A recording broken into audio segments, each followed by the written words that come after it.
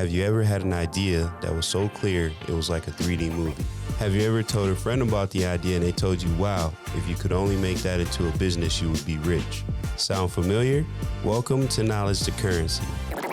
I'm your host, Senator Porter, with my co-host, Roosevelt Williams III, and we're here to help you take action. This is free information. We only ask one thing: build a strong foundation and mindset. We have insight to help you get started. Most of us just need a push.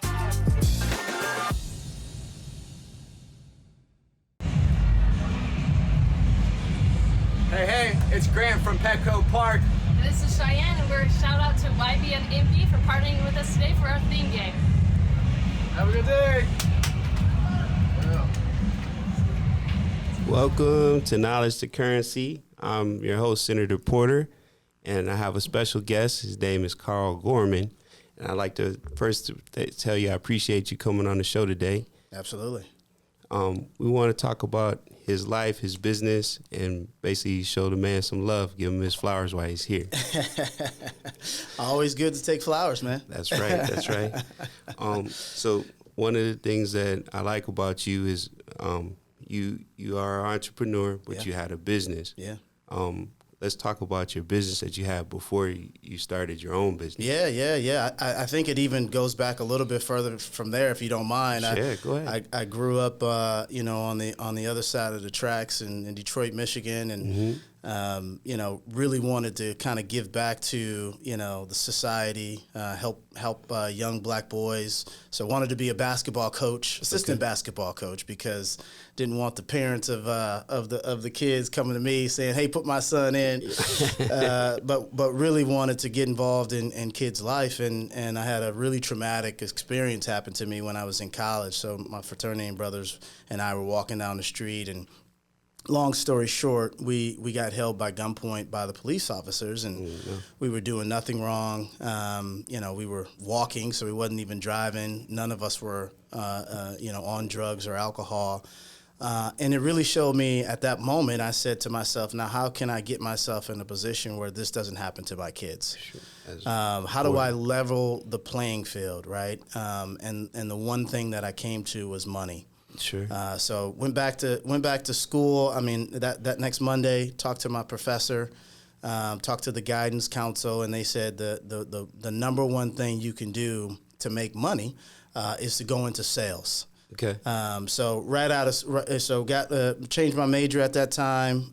Became a sales and business marketing major. Okay. Double majored in finance, and have been studying really money ever since. So smart. Graduated from college and went to one of the largest financial institutions in the world. Okay. Was the top salesperson there for a number of years. Nice. And really was making a lot of money. And honestly, that profession, led me to kind of real estate and doing the things that I'm doing. But that was literally a 20-year career that I did that. So what line of business was it that you went into? Yeah, so it was employee benefit sales. So what we would do is we would meet with CEOs, CFOs, HR directors for Fortune 500 companies and really try to sell them the benefits that we offered.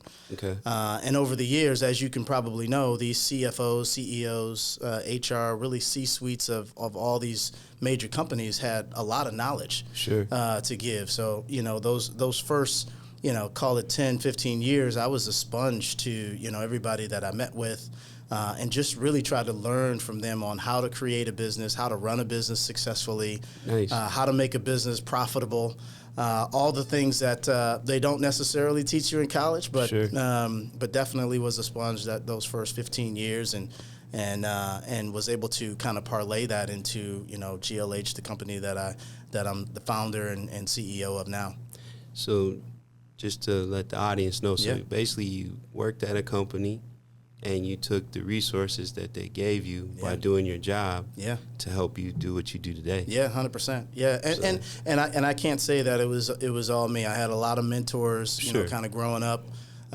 Or once I got past college, I had a lot of people that said, "Hey, you're making a lot of money doing this, this W-2 job. What are you doing with the money?" You sure? And as people in my community at the time, I was lighting it on fire. You're blowing it. Yeah, every bartender in the city knew my name. Here he comes. So you're having a good time. I was having a great time. And my mentor, who was actually still my mentor today, pulled me inside and said, "Hey, let's have a concentrated focus on this money. Maybe have fun, but maybe not blow it all, and let's go do some real estate with it." How old were you when he said this? I was 20. I was 25, 26 at the time. This is in your prime. Yeah, prime. I was partying in my prime, man. I like to say that was BC, Sure. before Cheryl, my wife. Yeah. Oh, so you weren't married yet? I wasn't married, and I was having a great time. All right, so 25, making a lot of money, no kids. So then he's like, "Hey, you need to get in real estate. Yeah. Tell us about the first deal you bought." Yeah, so it was a syndication deal. I really knew nothing about real estate. I knew nothing about investments. I knew nothing about the stock market. I knew nothing about anything. All I would do is take the check, at the end of the workday, and put it in the bank, and then use it to have a good time on. And he said, "Hey, why don't you?" At the time it was $250,000. Why don't you give me $250,000 and we're going to go do a syndicated deal? We bought a $90 million commercial property right outside of Chicago. At 25 years old. 26, 27. Yeah. Bravo, brother. Thank you. Bravo. Thank you. And so that is really to set me up for life, right? Because I buy that. He says, "Hey, give me $250, and in 7 years I'm going to give you a check for $500. So I'm going to double your money in 7 years." Okay. Well, he gave me a check for $250 or $500, in 3 years. Okay. So we did it in half the time. Okay. And we still got dividend payments on the course of our relationship, because there was a hedge fund that came in that basically bought it and said, "Hey, we want it. Here's the dividends for you. No longer have money in the project, but we're still going to give you a dividend check." Okay. And that was a game changer, man. Because I mean, you think about if you're making, I was making $500,000 at the time. The Uncle Sam takes half of that. Yeah. Right. So in order to make $250, kind of free and clear, because we did a 1031 exchange. Yeah. Free and clear. I'm like, how long would it have taken me to do that, to work and get that kind of money? So, that really started the trajectory of where I am now, which was, I've got the full-time job, and that's cranking, and I'm doing very well at that. And now I got, my money making money, and that's cranking, and I'm doing well at that. So well that, this kind of outperformed the regular job. Sure. And now it's just full-time GLH and real estate investing. So, when you got that check in your hand, what did you think? Were you like, I'm about to head to the bar?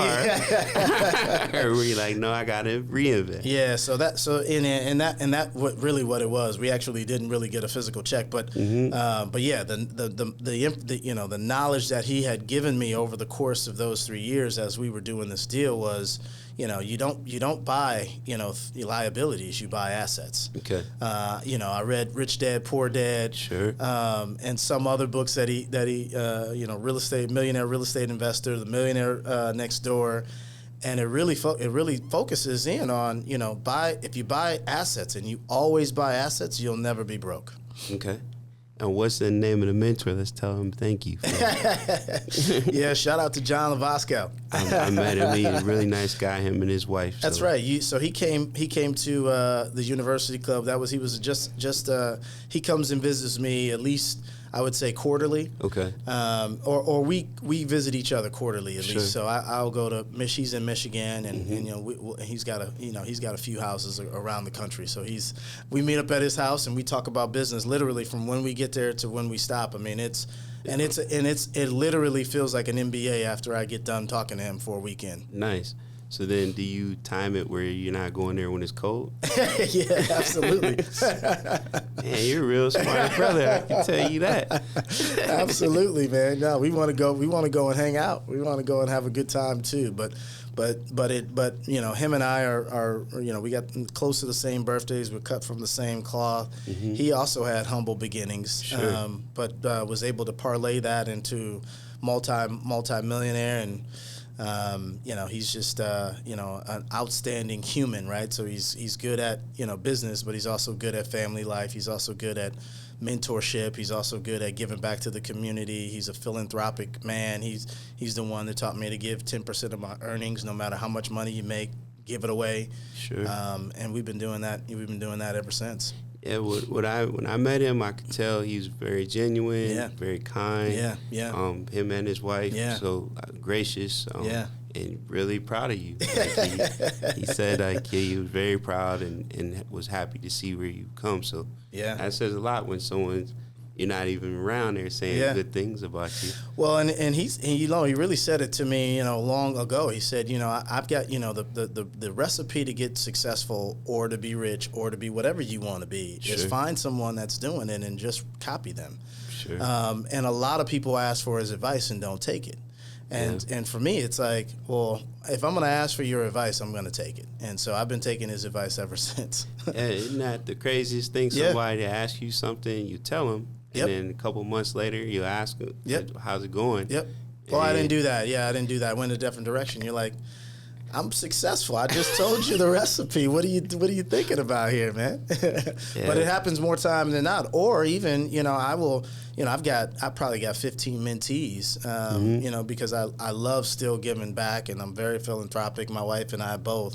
And, you know, there's a number of times where I'll give a young brother my card and say, hey, call me. You know, I can help you. Let's talk. And I never hear from him. Yeah, and that's unfortunate, too, that a lot of times people think they got time to do whatever they is they want to do, then they look up and it's over. Right, exactly. Opportunities close. Like how right now the market's changing, the interest rates are going up. Yeah. I had a friend of mine that I was telling him he was buying an investment property cash, and he has good credit, he has a job. Yeah. I'm like, okay, stop doing that. And he's like, well, what are you talking about? I was like, you can leverage this money from the bank. Yeah, 100%. He's like, nah, I don't want to give them all my information. I don't want to. And I was like, there's banks that will give you a loan just based on you putting down 25% with your particular credit score. Yeah. And as long as the rent covers that actual payment, they'll give you a loan. Yeah. Now, it won't be the 2.5% rate you see, but you can get into the transaction. You So then he finally did it. He's like, man, I wish I would have listened to you before. Back in the day, And when rates were down, because now rates are higher. Yeah, right. And what a lot of people don't realize is that's why rent is going up, because the investors are going to invest regardless. Yeah. And they're going to make a profit. Yeah. So if they got to raise your rent to make the profit, absolutely, they're going to raise the rent. They'll do whatever they have to do. You know, so that you're exactly right about that. Yeah, for sure. Let's talk about family. So you say you got a wife, children? Yeah, I got a wife, beautiful wife. My wife is obviously not obviously, you can't see her, but she is a way better half than me. You? She's a supermodel. The way she looks, but on the inside, she is just about as pure as they come. And we've been married for 15 years, or 14 years. We've been together for 16 years. We've got a beautiful son who's 7. And then we've got beautiful daughters that are 4. So we got twin girls that are 4. Oh, yeah, twins. Yeah. We doubled down the second time around. So you think you're done with kids or more? You know what? I would be happy with more. More? Yeah, for sure. I think, but it's not my decision. Yeah, no, definitely. So I think my wife has done enough, and she's, sacrificed. I think she sacrificed enough with the twins. So I think we're done after that. So let's talk about GLH. Yeah. What's the name stand for? So GLH is rebranded after my kids, and it's Grant, Laurel, and Hallie. So that's what the GLH stands for. And that's their legacy, man. That's what I built for them, and at one point, hopefully it's successful enough that, as they get older, they can take it over and have a generational wealth, right? So their kids can benefit from what we've built. Mm-hmm. And now tell us about the company. What does it do? Yeah, so we're alternative investments. So we basically raise capital from anybody from individual investors to family offices to high lenders or big banks. We go find projects and we do them anywhere from your Section 8 homes in the hood to your single family homes on a private island.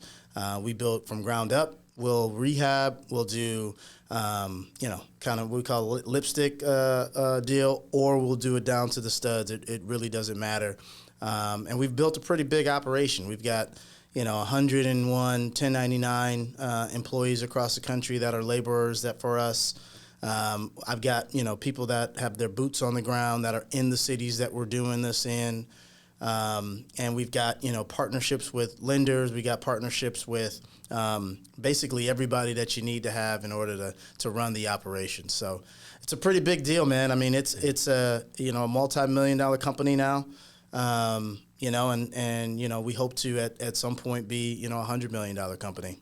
That sounds amazing. Yeah. So how does it work? So do I need a specific amount of money to invest or? Yeah, so individual investors, there's a $50,000 threshold, so that's the minimum investment. There's no maximum, and your return on investment's anywhere from 9 to 12%. All credited investors are welcome to invest. It's been a passion project, or how do I say, it's been it's near and dear to my heart. So I don't let any investor in. Sure. It's a vetting process that we both go through. You vet me, I vet you. Mm-hmm. But if it works out and we think we can make some money together, then I'll definitely raise that capital and go find some projects to put it in. And the right fit. And then if somebody has a project that they can't handle, do you partner with them? For sure. Yeah, absolutely. So we've bought, during COVID was our biggest time. There was a lot of builders out there that couldn't finish their projects because, lenders stopped lending and investors stopped investing. And we were able to kind of come into the scene and scoop up a lot of, halfly, finished projects and finish them out. And then, on the other side of COVID, what happened then. Sure.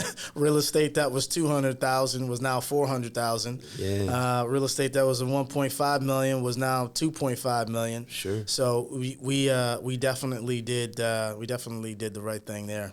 So basically, what you're doing now is kind of the same thing you originally invested in when you first got started. 100%, yeah. And prior to, so GLH has always been my own personal capital, right? So whatever I was making and whatever I was investing was my own personal capital. And then we had a very unique scenario happen to us. We did 10 duplexes in a city, and I'm walking down the city and I'm taking video of it and all this, and this lady comes off a porch and she says, "Thank you for changing the community." And I said, "Wait a minute, what?" And she was like, "You see that park over there?" And I said, "Yeah." She was like, "That park used to be run down. We used to have the alphas and the Qs come here and fix up the park. Now, because we feel pride of living here, the neighbors have now fixed up the park." Sure.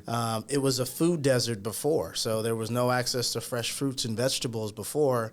And now there's a local grocery store moving in. Awesome. There's now a local bank that's moving in. There is a community center that's there. That's awesome. So it really changed my eyes and said, I got back into my partner's into his van. I FaceTimed my wife and I said, "You won't believe what just happened." Mm-hmm. And she's like, "What? I know you made all this money." And I said, "No, wait a minute. I made money, but I also made a difference." And I told her like kind of what happened. Mm-hmm. And she says, "Okay, well, if you're doing that, I'm in." Okay. And so we've been, instead of doing, 10, why don't we do 100? Sure. Right. Wow. If we can, why not? Right. Right. And if the numbers make sense, it's all real estate. So it's all backed by deeded property. So pretty hard to lose when you've got, real estate backing it. So we are, we're raising capital and putting our money in place and we're rocking and rolling. Yeah, that mean you're putting your money where your mouth is, and you want to make an impact. Yeah. Which, I mean, that's huge. That's really huge. Like, a lot of people will say they want to do something, but they don't want to do the work. Right. Or they'll say, I'll get to it later. Yeah, right. And you can't do that. No. I mean, you only got so much time to do whatever it is you want to do. Exactly. And then people get to an age and they regret that, man, I wish I'd have did this sooner.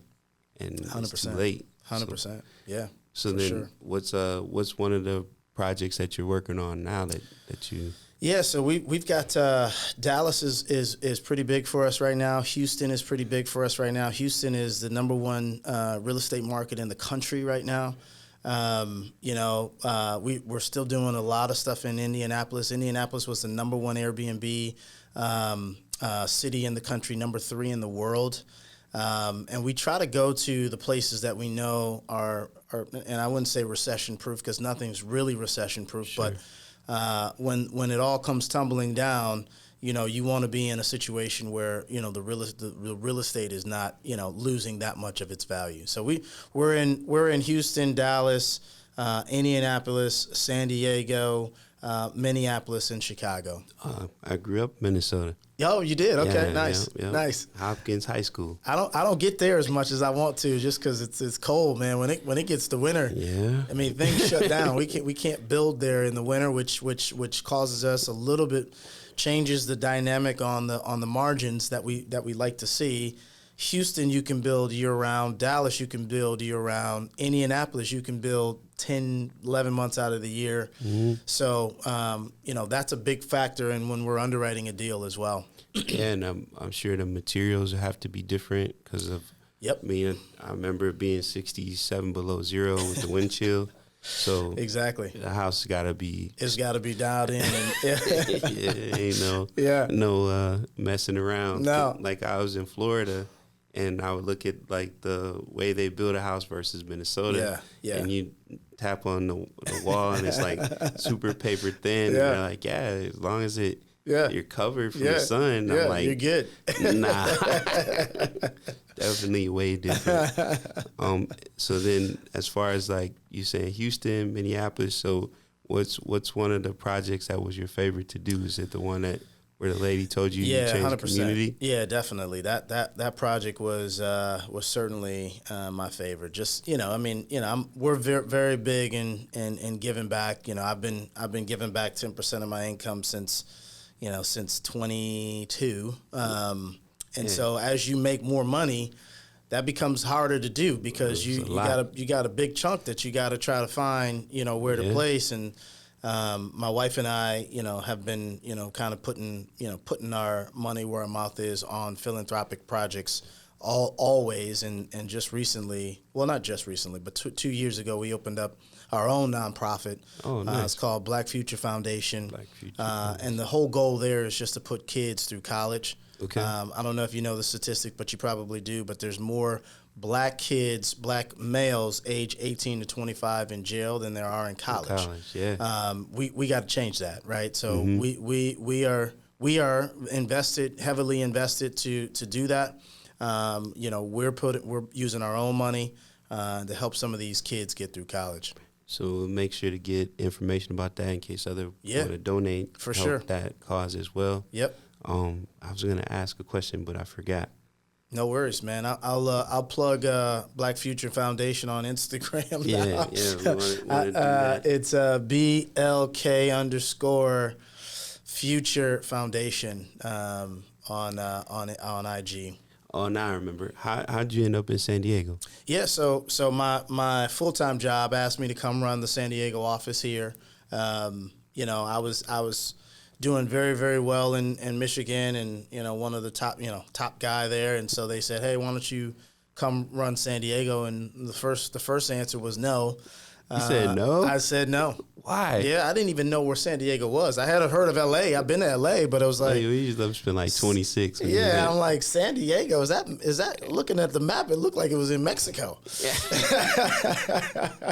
So then when he said no, what'd they say? They said, why don't you go take a look? And so I said, please. Okay, yeah, it sounds good. They were like, I was, dating my wife at the time. They're like, why don't you just go take a look? So they put us up at the Estancia in La Jolla and the Dana Point in I think it was the St. Regis. It's not there anymore, but the St. Regis in Dana Point. And then we went to the Hilton Bayfront. Mm-hmm. So, I mean, by the time we were done with that trip, we were like, so where do we sign? San Diego's a pretty special place, man. I don't think we're ever moving from here. Man, what are the odds of that? They could have sent you to like Mississippi or something. Right, like, 100%. They sent you to San Diego. San Diego, yeah. So and I mean, fell in love on that trip. Yeah, for sure. And that's been a blessing ever since. I mean, my wife was working in TV at the time, so she was working for Fox Sports Ohio. Okay. And then when we moved out here, Fox Sports San Diego, she helped launch that station here. Cool. So the Padres and all that other stuff is really her lane. She's a 6-time Emmy Award winner and nice. Does her thing for sure on the creative side for sure. That's really cool. So then you were working, and then when did you decide, like, all right, I'm going to just only focus on my business now? Yeah, so not too long ago, man, honestly. It's been I've been probably toying with the idea for a few years now. Mm-hmm. I think there is a need for me to be as present as I possibly can at home. Mm-hmm. My son, my daughters, they got a lot of stuff going on between baseball and gymnastics and what at practice and drop off and pick up. So, I want to be around for that. And having really 2 jobs takes me away from that. And, at the end of the day, we've got enough to live. Good. I don't need to make as much money as I need to make. And I do think, well, I shouldn't say that.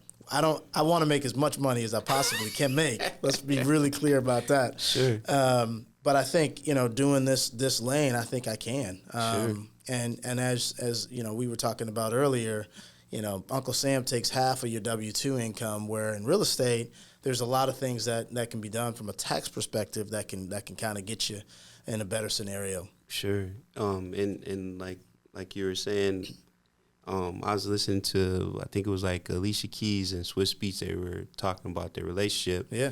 And he was saying that one time they were on a vacation and they were invited to perform, mm-hmm. and they wanted her to do a song for 9 minutes, and they were to give her $9 million.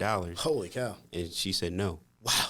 And he was like, are you sure about this? Like, let's talk. And he said they just were dating and stuff. Yeah. And for her, she was like, nah, this is my time with you. Right. And if they want to have me perform, go through the proper channels. Right. Book me at this time, and even if it's less money, but if I'm with my family now, there's no check you could write. Yeah, that's powerful. I agree with that 100%. Mm-hmm. Right. I mean, we only have a limited time on this planet, mm-hmm. and making humans is to me is one of the most important jobs that I have. and if I can't be around, then mm-hmm. I'm not making humans. And so it's important for me to be there with them. It's important for me to do well and leave a legacy for sure. But it's also important for me to be around. I agree with that. Yeah. Well, I think that concludes the show. Nice. I definitely appreciate you coming aboard the show. I want to give you my gratitude. Yeah. Tell you thank you for that. Thanks for having me. And as we continue this growth and this path, I want to have you on again. Of course. I'll come back with anytime you call me, man. All right. Appreciate that. Thank you. Thanks so much for viewing us. Please like and subscribe. And this concludes our episode of Knowledge to Currency.